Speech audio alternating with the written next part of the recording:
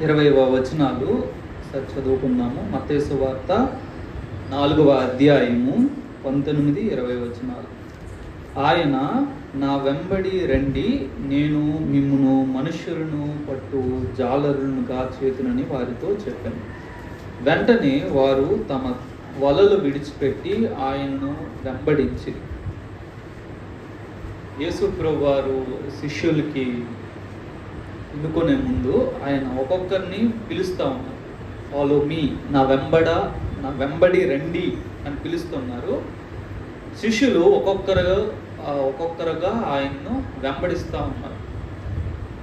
So ఎవరినైనా మనం వెంబడించినప్పుడు వాళ్ళు ఎక్కడికి వెళ్తున్నారో వాళ్ళని వెంబడించే వ్యక్తి కూడా అక్కడికి వెళ్తారు.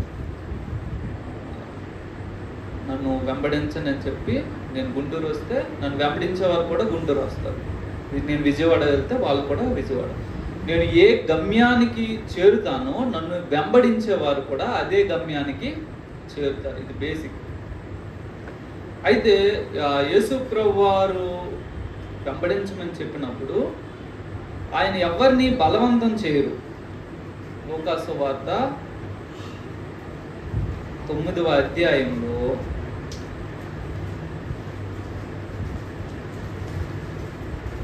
23వ వచనము ఆయన పిలుస్తున్నారు, కానీ ఎవరిని ఆయన బలవంతం చేయరు ఆయన్ను వెంబడించడానికి. ఆయన అంటున్నారు, లూకా సువార్త 9వ అధ్యాయము 23వ వచనము, మరియు ఆయన అందరితో ఇట్లనెను, ఎవడైనను నన్ను వెంబడింప గోరిని ఎడల తన్ను తాను ఉపేక్షించుకొని ప్రతిదినము తన సిలువను ఎత్తుకొని నన్ను వెంబడింపవలెను. ఎవరినైనా ఫాలో అవ్వడం అన్నది చాయిస్ అయి ఉంటుంది. నాకు నచ్చితే నేను ఫాలో అవుతాను, లేకపోతే లేదు.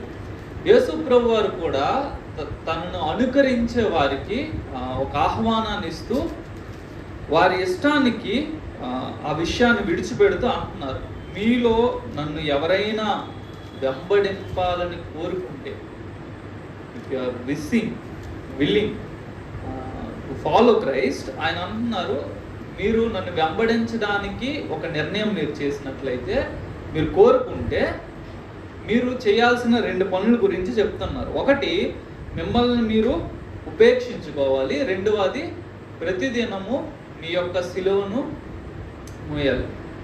కొంతమంది ఏమంటారంటే యేసు ప్రభు వారి సిలువను మనం మోయాలి.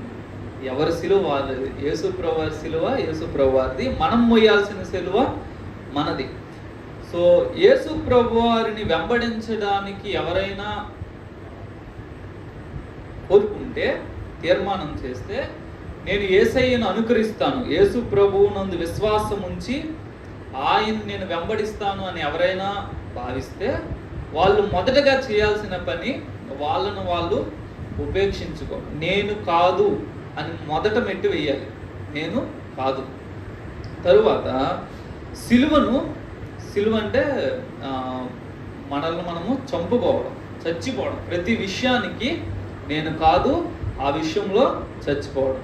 ఈ 2 మొదట మనము కలిగి ఉండు. మొదట ఈ 2 విషయాలకి మనము సిద్ధపడి అప్పుడు యేసు ప్రభువుని అనుకరించడము మొదలు పెట్టాలి. ఒకవేళ గాస్పల్ కేవలం యేసు ప్రభు వారు స్వస్థతలు చేస్తారు, మీ అప్పులు తీరుస్తారు, పెళ్ళిళ్ళు చేస్తారు, ఉద్యోగాలు ఇస్తారు, ఇవే మనం చెప్పినట్లయితే చాలామంది అనుకరిస్తారు. కానీ అవి జరగకపోకుండా వాళ్ళ జీవితంలోనికి కష్టాలు వచ్చినప్పుడు, వాళ్ళ జీవితంలోనికి సిలువ వచ్చినప్పుడు వాళ్ళు సులభంగా యేసు ప్రభు వారిని విడిచిపెట్టే ప్రమాదం ఉంది. ఎందుకు?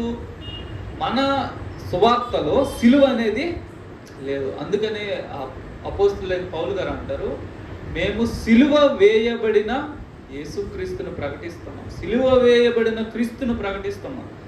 అంటే మనం ప్రీచ్ చేసేటప్పుడు, గాస్పెల్ని షేర్ చేసేటప్పుడు సిలువ లేకుండా సువార్తను మనం చెప్పినట్లయితే ఆ వ్యక్తి జీవితంలోనికి సిలువ వచ్చినప్పుడు ఆ వ్యక్తి నిలబడే పరిస్థితి ఉండదు.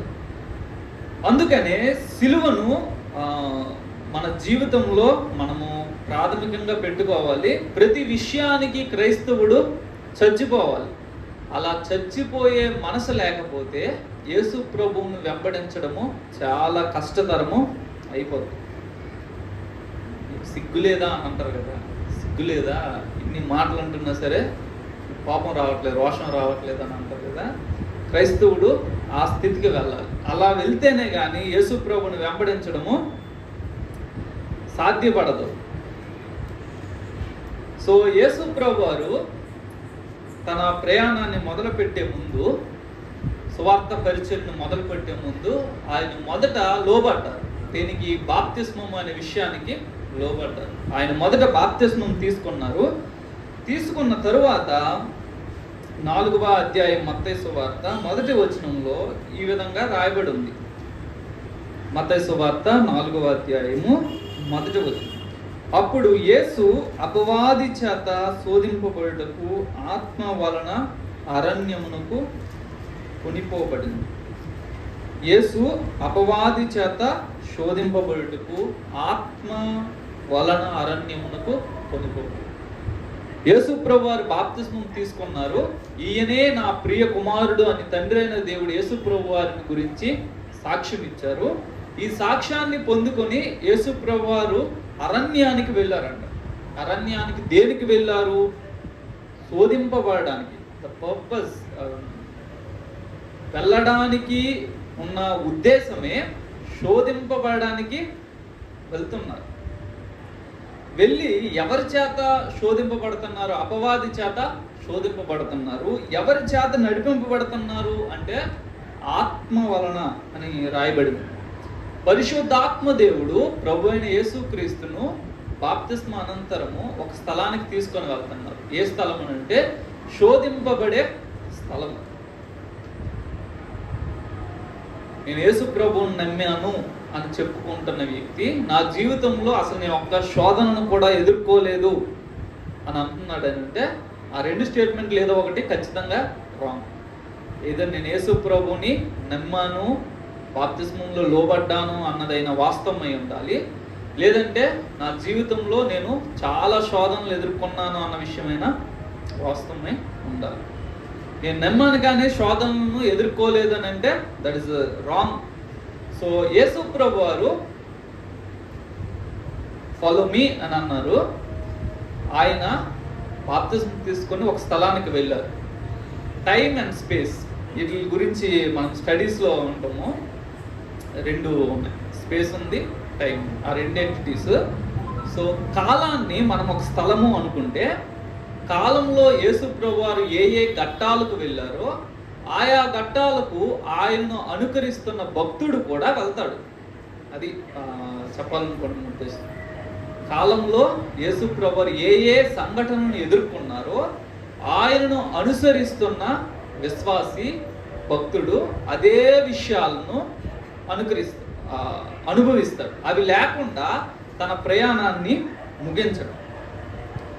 ఇక లూకా సువార్తలో కూడా 4వ అధ్యాయము 1-2 వచనాల్లో ఈ మాట రాయబడి ఉంది. యేసు పరిశుద్ధాత్మ పూర్ణుడై యొర్దాను నది నుండి తిరిగి వచ్చి 40 దినములు ఆత్మచేత అరణ్యములో నడిపింపబడి అపవాది చేత శోధింపబడుచుండెను. ఆ దినములలో ఆయన ఏమీ తినలేదు. అవి తీరిన తరువాత ఆయన ఆకలి కొనగా ఆత్మ పూర్ణుడైన ప్రభువుని ఆత్మ శోధన సమయానికి నడిపించి ఆ శోధన సమయంలో మనకి 40 దినాలు అయిన తర్వాత సాతాను శోధించడము, యేసు ప్రభు వారు శోధనను ఎదుర్కోవడము మనము చూస్తాము. కానీ 40 దినాలు కూడా అపవాది ఆయనను శోధిస్తూ ఉన్నారని లేఖనము చెప్తుంది. ఆయన ఆ 40 దినాలు కూడా అపవాది చేత శోధింపబడుతూ ఉన్నారు. అయితే 13వ వచనంలో ఆయన శోధనను జయించిన తర్వాత, యేసు ప్రభు వారు ప్రతి శోధనను జయించారు. ఆ జయించిన తరువాత ఒక మాట రాయబడతా ఉంది. అపవాది ప్రతి శోధనను ముగించి కొంతకాలము ఆయనను విడిచిపోయింది. సో భక్తుని జీవితంలో శోధన కాలం ఒకటి ఉంటుంది. అలా ఆ శోధన అయిపోయిన తర్వాత కొంతకాలము రిలీఫ్ ఉంటుంది. రిలీఫ్ ఉన్న తర్వాత మళ్ళీ ఇంకొక రకమైన శోధనను దేవుడు అనుమతిస్తాడు. యాకోబు ఇదే విషయం గురించి మాట్లాడుతూ, ఎవరైనా శోధింపబడుతున్నప్పుడు నేను దేవుని చేత శోధింపబడుతున్నాను, దేవుడు నన్ను శోధిస్తున్నాడనే మాటను ఉపయోగించుకోకూడదు. ప్రతి వ్యక్తి తన దురాశ చేత ఏడవబడి మరులు కలపబడి శోధింపబడుతుంటాడు, అపవాది చేత శోధింపబడతాడు తప్పితే దేవుడు ఎప్పుడు కూడా ఒక వ్యక్తిని శోధించరు. అయితే ఆయన ఏం చేస్తారంటే శోధనకు అనుమతినిస్తారు. విశ్వాసి జీవితంలో అసలు శోధనే లేకపోతే విశ్వాసి ఎంతవరకు విశ్వాసం ఉందో తెలియదు. దేవుడు తన పిల్లలు ఎదుగుతున్నారా లేదా, తన పిల్లలు వయస్సుకు తగిన ఎదుగుదల ఉందా లేదా చూడడానికి కొన్నిసార్లు మన జీవితంలో శోధనను అనుమతిస్తారు. అనుమతించినప్పుడు మనము ఆ శోధనను ఎదుర్కోవడానికి ఆయన కృపణిస్తారు, ఆయన తప్పించుకునే మార్గాలను ఏర్పాటు చేస్తారు. అవి అయిన తరువాత కొంతకాలము మనకి రెస్ట్ అనేది ఉంటుంది. సో మొదటి విషయము, యేసు ప్రభువారు తను వెళ్ళి మనల్ని నా వెనక రండి అని అన్నప్పుడు ఆయన వెళ్ళినది మొదట శోధన. పరిచర్యకు ఆరంభింపబడకముందు, పరిచర్య ఆరంభించక ముందు, తన వెరీ పర్పస్ ఇంకా నెరవేర్చక ముందు ఆయన మొదటగా పరీక్షింపబడ్డారు, మొదట శోధింపబడ్డారు. పరిచర్య ద్వారా కలిగే అన్ని లాభాలు, పరిచర్య ద్వారా వచ్చే పేరు, పరిచర్య ద్వారా వచ్చే డబ్బు, పరిచర్య ద్వారా వచ్చే ఘనత, ఇవన్నీ కూడా సాతాను ముందుగా ఆఫర్ చేశాడు. ఇప్పుడు 3.5 సంవత్సరాలు పరిచర్య చేసి నువ్వేం సంపాదించుకుంటావో అది నువ్వు నా కాళ్ళకి ఒకసారి నమస్కారం చేస్తే నేను ఇప్పుడే ఇచ్చేస్తానని చెప్తాను. సో ఆ శోధనను ఎదుర్కొన్న తర్వాతే యేసు ప్రభువారి చేతికి తండ్రి అయిన దేవుడు పరిచర్యను అప్పగించారు. సో మన జీవితంలో మనము ఫలవంతమైన సేవను జరిగించాలని అంటే మొదట మనము పరీక్షింపబడతాము, మొదట మనం శోధింపబడతాము. ఆ శోధనలో నిలిచిన వారు, పరీక్షకు నిలిచిన వారే పరిచర్యను చేయగలరు, ఫలవంతమైన పరిచర్యను చేయగలరు. ఒక శోధనలో పడిపోయిన వ్యక్తి, పాపంలో జీవిస్తున్న వ్యక్తి కెనాట్, వారు ఒక గొప్ప పరిచర్యను నెరవేర్చలేరు. అయితే శోధనను జయించి పరిచర్య చేసిన తరువాత తప్పిపోయిన వాళ్ళు అనేక మంది ఉన్నారు. దేవుడు వారి నుంచి పరిచర్యను తీసుకోడు.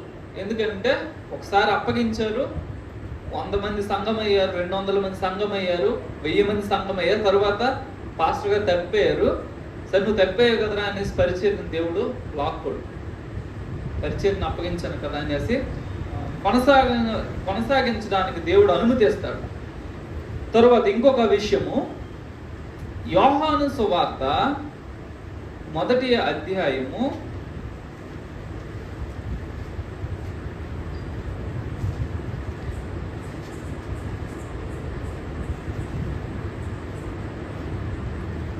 11వ వచనం. యోహాను సువార్త 1వ అధ్యాయము 11వ వచనం.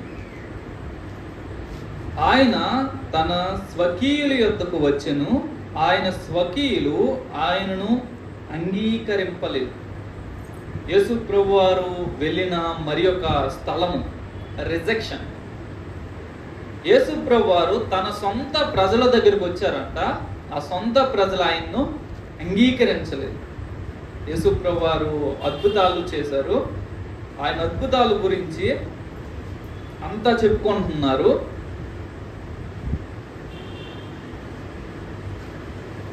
అంతా చెప్పుకున్నప్పుడు ఆయన ఇంటికి వచ్చారు. ఇంటికి వచ్చినప్పుడు ఆ ఇంటి వాళ్ళు కూడా ఆయన్ను నమ్మలేదు, ఇంటి వారు కూడా ఆయన్ను అంగీకరించలేదు.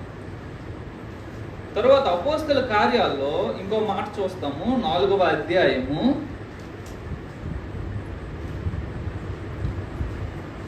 11వ వచనం. ఇల్లు కట్టువారైన మీరు తృణీకరించిన రాయి ఆయనే, ఆ రాయి మూలకు తలరాయి ఆయన. ఎవరైతే ప్రధాన యాజకులు, ఎవరైతే శాస్త్రులు, పరిసయ్యులు ఉన్నారో వీళ్ళందరూ యేసు ప్రభువారిని తృణీకరించారంట. They rejected him. అయితే యేసు ప్రభువారే కార్నర్ స్టోన్గా మారారు. యేసు ప్రభువుని అనుకరిస్తున్న ప్రతి వ్యక్తి కూడా యేసు ప్రభు వారు ఏ విధంగా అయితే తృణీకరింపబడ్డారో, ఆయన యందు విశ్వాసం ఉంచే ప్రతి వ్యక్తి కూడా అదే విధముగా తృణీకరింపబడతారు. యేసు ప్రభు వారిని తన సొంత జనులు తృణీకరించారు, అంగీకరించలేదు. తన ఇంటి వాళ్ళు ఆయనను తృణీకరించారు. నువ్వు నిజంగా అద్భుతాలు చేస్తే నువ్వు ఎక్కడెందుకు, వెళ్ళి ఆ పండగలో చెయ్యి అనేసి వారి ఇంటి వారు, యేసు ప్రభు వారి ఇంటి వారు ఆయన్ని రిజెక్ట్ చేశారు. తరువాత ఎవరైతే సంఘములో, ఎవరైతే సమాజంలో ఉన్నతమైన స్థితిలో ఉన్నారో, ఎవరైతే ఆ సమాజాన్ని నడిపిస్తున్నారు, గురువులు అనబడుతున్న వాళ్ళు, బోధకులు అనబడుతున్న వాళ్ళు యేసు ప్రభు వారిని రిజెక్ట్ చేశారు. సో రిజెక్షన్ని ఫేస్ చేయడానికి మనం సిద్ధపడకపోతే మనము చాలా కృంగుదలకు లోనవ్వాల్సిన పరిస్థితి ఉంటుంది. ఎవరి చేత రిజెక్ట్ చేయబడడానికి సిద్ధపడాలి అంటే మన ఓన్ పీపుల్, మన ఫ్యామిలీ మెంబర్స్, మన యొక్క పాస్టర్స్, లీడర్స్, వీళ్ళందరి చేత రిజెక్ట్ చేయబడడానికి మనం ప్రిపేర్ అవ్వాలి మెంటల్గా. అంటే తప్పు చేసి రిజెక్ట్ చేయబడ్డం కాదు, మనము న్యాయంగా బ్రతికి, మనము నీతిగా బ్రతికి రిజెక్ట్ చేయబడి.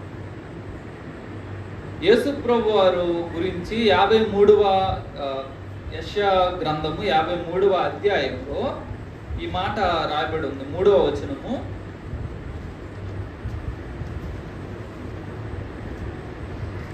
అతడు తృణీకరింపబడిన వాడును ఆయను, మనుష్యుల వలన విసర్జింపబడిన వాడును ఆయన.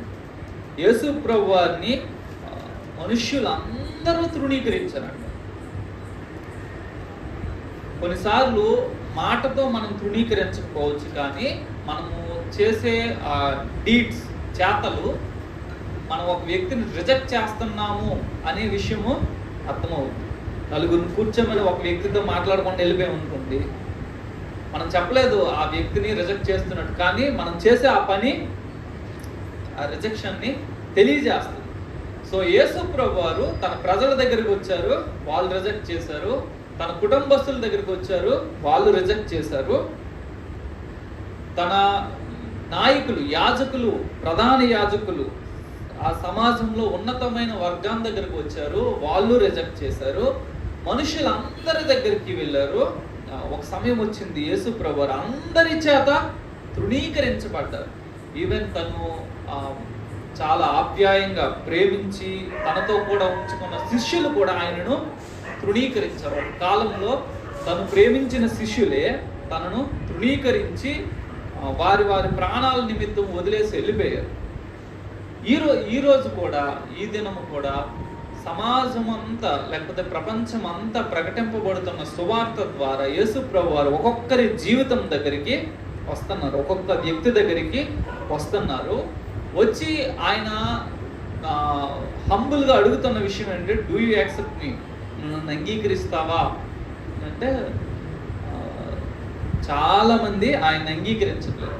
అనేక మందికి సువార్త అందబడుతుంది, కానీ కొద్ది మంది మాత్రమే ఆయనను అంగీకరిస్తున్నారు. అనేక మందికి సేవా పిలుపు ఉంటుంది, కానీ కొద్ది మంది మాత్రమే ఆ పిలుపుకు లోబడతారు. God is being rejected by the people. ఎవరి చేత?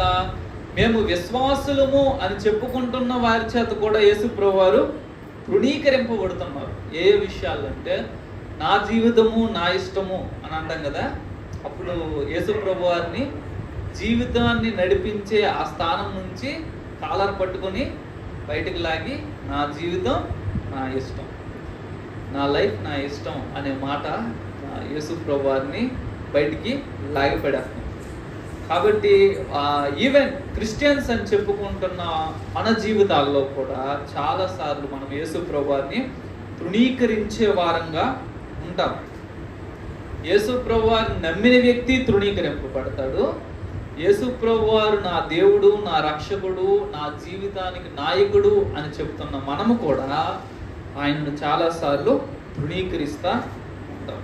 మనం నేర్చుకోవలసింది పాఠం ఏంటంటే, తృణీకరింపబడడానికి మనల్ని మనం మానసికంగా సంసిద్ధం చేసుకుని యేసుప్రభు వారిని ఏ విషయంలో కూడా తృణీకరించకుండా ఉండడానికి సిద్ధపడతాను. నేను ఈ లోకము చేత తృణీకరింపబడతాను, కానీ యేసుప్రభు వారిని నా జీవితంలో నేను తృణీకరించను. ఆ యొక్క మెట్టుకు మనం వస్తే తప్పితే క్రైస్తవ జీవితం లేదంటే యేసుప్రభు వారిని వెంబడించడము సాధ్యము కానే కాదు.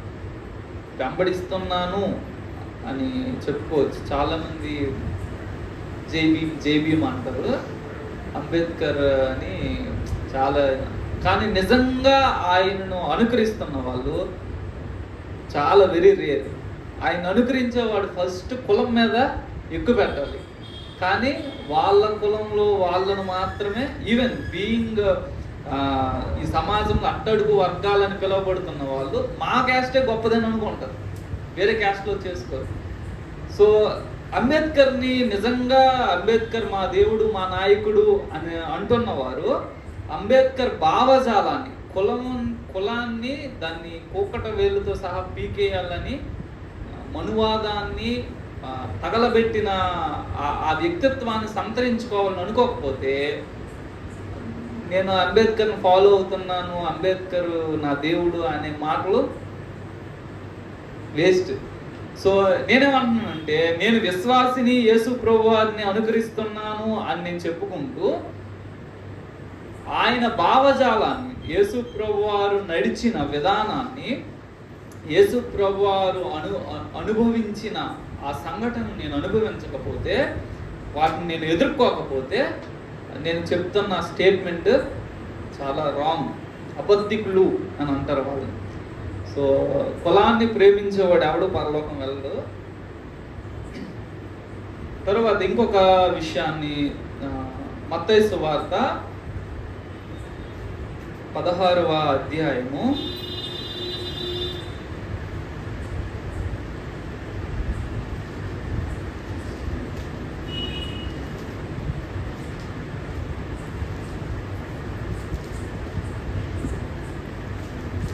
13-14 వచనాలు. యేసు ఫిలిప్పుదైన కైసరే ప్రాంతములకు వచ్చి, మనుష్య కుమారుడు ఎవడని జనులు చెప్పుకొనుచున్నారని తన శిష్యులను అడుగగా, వారు కొందరు బాప్తిస్మం ఇచ్చు యోహాననియు, కొందరు ఏలియా అనియు, కొందరు ఇర్మియా అనియు, లేక ప్రవక్తలలో ఒకడనియు చెప్పుకొనుచున్నారని. యేసు ప్రభు వారు 3.5 years శిష్యులతో ట్రావెల్ చేసి నా గురించి ప్రజలు ఏమనుకుంటున్నారు అని అడిగితే, ప్రజలు ఇలా అనుకుంటున్నారని చెప్తున్నారు. ఇర్మియా అనుకుంటున్నారు, యోహాను అనుకుంటున్నారు, ఏలియా అనుకుంటున్నారు అంటున్నారు. సో యేసు ప్రభు వారు ఎవరు అన్నది ఎవ్వరికి అర్థం కాలేదు. యేసు ప్రభు వారు తనను తాను మనుష్య కుమారునిగా చెప్పుకున్నారు.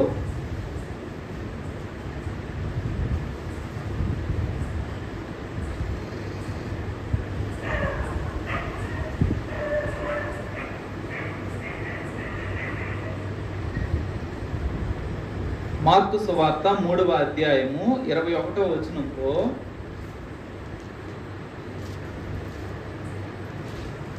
ఆయన ఇంటి వారు సంగతి విని ఆయన మతి చెలించి ఉన్నదని చెప్పి ఆయనను పట్టుకొనబోయి. యేసు ప్రభు వారు నేను ఎవరు అని అంటే, నువ్వు ఏలియా, ఇర్మియా, యోహాను ఇట్లాగా చెప్పి ఆయన ఎవరో వాళ్ళకి అర్థం కాలేదు. ఆయన ఇంటి వారు అంటున్నారు ఈయనకి మతి చెలించింది, మ్యాడ్ ఫెలో అని యేసు ప్రభు వారిని సొంత ఇంటి వారు అంటున్నారు. యేసు ప్రభు వారు ఈ భూమి మీద బ్రతికిన వారిలో ఎక్కువగా అపార్థము చేసుకొనబడిన వ్యక్తి. ఆయన చెప్పిన మాటలు, ఆయన చేసిన క్రియలు, ఆయన ప్రసంగాలు అన్నీ అపార్థం చేసుకోబడ్డాయి. అందుకే ఎవరైనా బైబిల్ని వ్యతిరేకించే వాళ్ళు ఒక్కొక్క దగ్గర యేసుప్రభు వారు ఒక మాట అంటారు. ఒక దగ్గర ఏంటంటే, నేను భూమి మీదకి సమాధానాన్ని పంపడానికి రాలేదు, అసమాధానాన్ని పంపడానికి వచ్చాను, తల్లికి కూతురికి కోడలికి అత్తకి గొడవలు పెట్టడానికి. ఈ మాటను పట్టుకొని మీ యేసుప్రభు, సో యేసుప్రభు వారి యొక్క ఉద్దేశము, ఆ మాటల వెనకాల ఉద్దేశము వారికి సరిగ్గా అర్థం చేసుకోలేదు. యేసుప్రభు వారి మాటలు ఈ లోకానికి అర్థం కాలేదు. అందుకనే ఆయన 3.5 సంవత్సరాలు బహిరంగంగా ఆయన ప్రసంగించినప్పటికీ కూడా ఆయన మాటలను సమాజము అర్థం చేసుకోలేకపోయింది. అది అర్థమై ఉంటే ఆయన్ను వారు సిలువ వేసేవారు కాదు. యోహాను సువార్త 10వ అధ్యాయము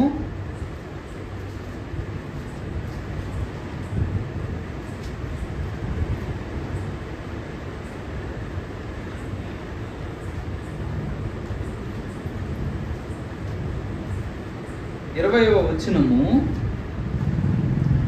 వారిలో అనేకులు వాడు దెయ్యము పట్టినవాడు వెర్రివాడు, వాని మాట ఎందుకు వినుచున్నారని అనిరి. మరికొందరు ఇవి దయ్యము పట్టిన వాని మాటలు కావు, దయ్యము గుడ్డి వారి కన్నులు తెరవగలదా అనిరి. సో యేసు ప్రభు వారు మాటలు వినినప్పుడు ఆ మాటలు విన్న వాళ్ళకి అందరికీ అర్థం కాక అందులో అనేకులు, చాలా మెజారిటీ పోర్షన్ ఏమంటున్నారంటే వీడికి దెయ్యం పట్టింది.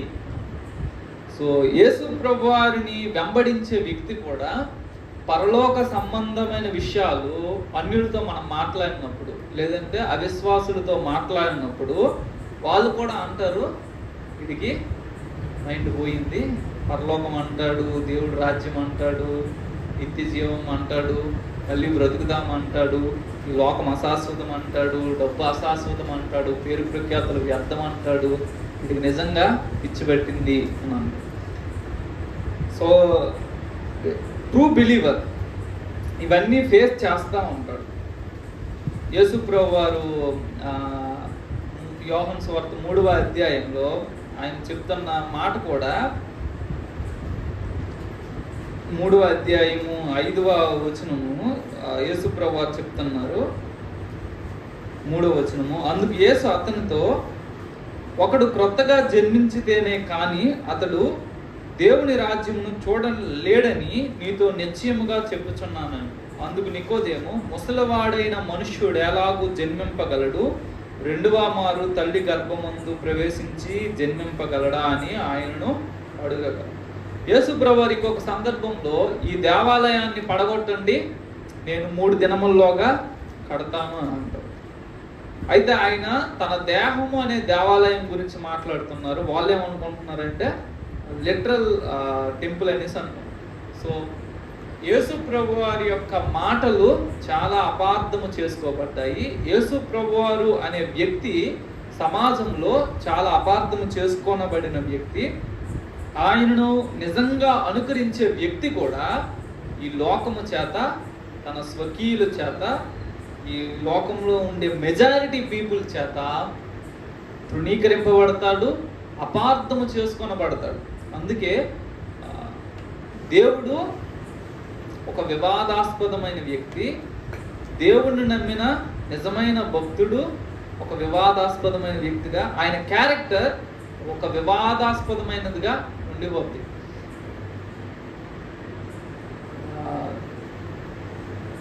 పౌలు గారు మనకి చాలా సేవ చేసిన గొప్ప సేవకుడు. ఆయన రైటింగ్స్ గురించి పేతురు అంటూ 2వ పేతురు పత్రిక 3వ అధ్యాయము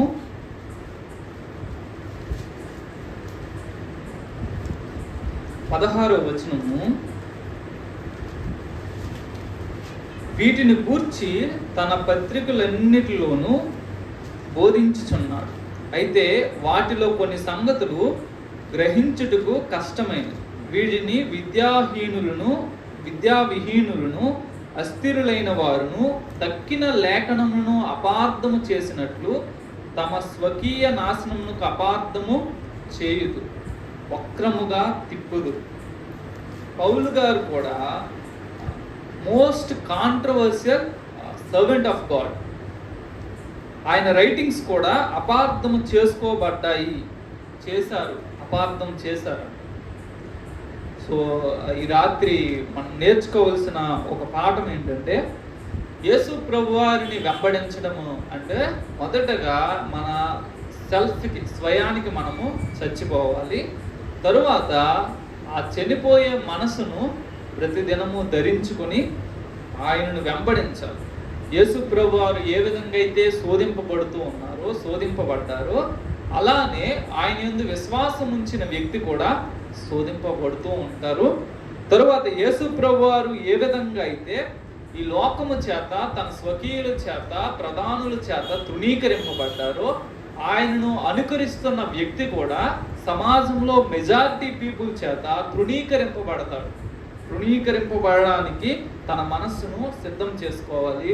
మూడవదిగా, అపార్థము చేసుకోబడడానికి, మనం ఒక మంచి ఉద్దేశంతో ఒక మంచి మాటను పలికినా సరే దాన్ని అపార్థం చేసే వాళ్ళు అనేక మంది ఉంటారు. కాబట్టి అరే నన్ను అపార్థం చేసుకున్నారు అని బాధపడే కంటే సర్లే అపార్థమైతే.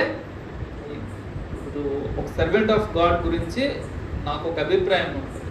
ఆ సర్వెంట్ ఆఫ్ గాడ్ వచ్చి నా దగ్గర నీ అభిప్రాయం రాంగ్ అని అంద కదా. అట్లా మనం ఒక్కొక్క వ్యక్తి దగ్గరికి వెళ్ళి మనం ఎక్స్ప్లెనేషన్ ఇవ్వలేము, కన్విన్స్ చేయలేము. సో న్యాయంగా మనము జీవించినప్పుడు అపార్థం చేసుకోబడితే దానికి దేవునికి వందనాలు చెప్పుకొని అటువంటి ఆ యొక్క పరిస్థితికి మనము సిద్ధపడి ఎదుర్కోవాలి. దేవుడు ఈ లేఖన భాగాన్ని మన వినికిలో ఆశీర్వదించును గాక. ఒక మాట ప్రార్థన చేసుకుందాము.